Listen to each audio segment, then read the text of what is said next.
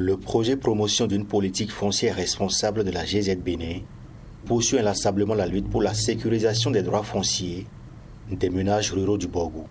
C'est dans ce cadre que se déroule dans la ville de Natitengo cet atelier de formation initiale des élus communaux sur le thème « Maîtriser le foncier pour développer son territoire ».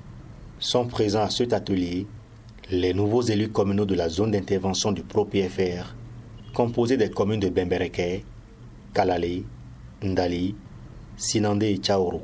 Il n'est pas un secret que les questions foncières sont au devant des préoccupations majeures de développement dans presque toutes les communes. C'est pourquoi, après vos chefs services affaires domaniales et environnementales, et bien avant les chefs services planification, vous les maires, vos adjoints, les secrétaires généraux avaient été conviés à cet atelier de formation initiale sur l'aménagement du territoire, la gestion des ressources naturelles et la gestion du foncier rural. Je voudrais réitérer ici, au nom du chargé de projet, Dr Owex, la disponibilité du PROPFR à accompagner les communes à relever les défis auxquels elles sont confrontées en matière de gouvernance foncière responsable.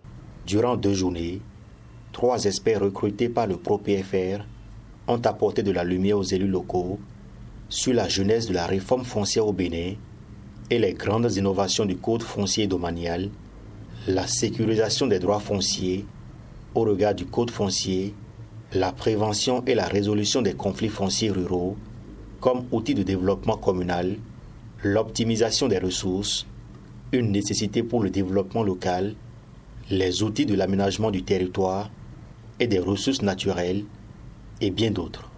La gestion foncière constitue aujourd'hui l'une des problématiques dans le processus de développement local.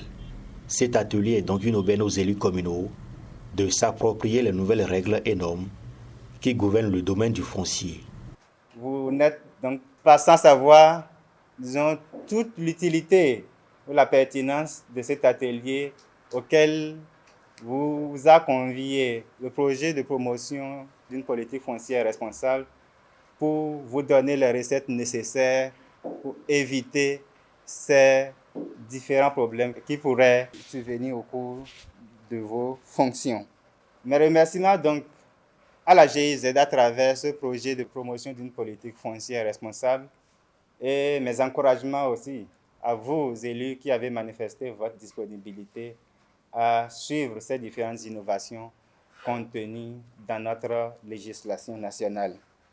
Je crois également que la GIZ, à travers ce même projet, pourrait impacter beaucoup d'autres communes en leur donnant ces précieuses recettes nécessaires à la gouvernance locale.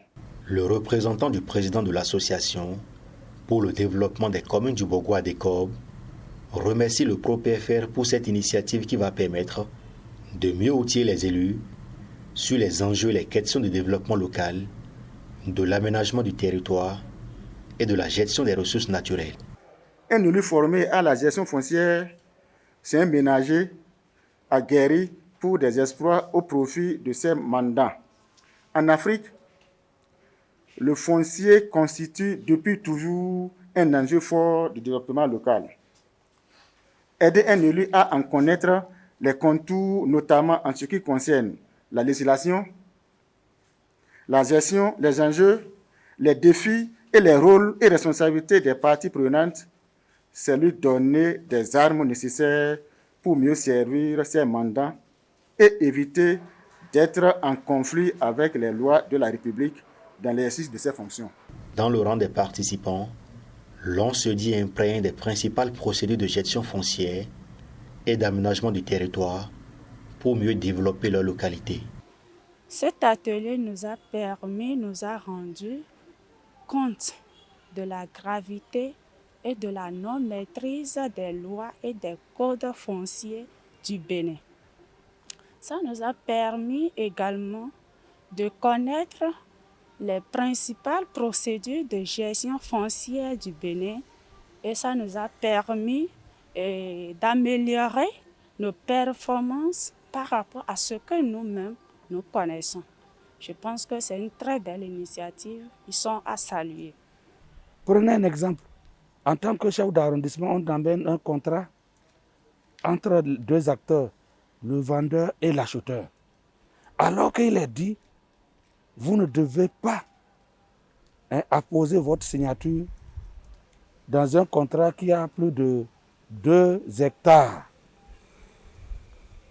Plus de 2 hectares, ça fera l'objet d'une session ordinaire qui nécessite la délibération du conseil communal.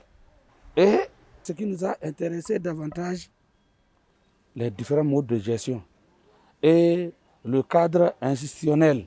Un guide foncier pour la bonne gestion des ressources naturelles, l'aménagement du territoire, à l'intention des maires, sera mis à la disposition des élus pour compléter et faciliter l'utilisation des notions apprises au cours de cet atelier.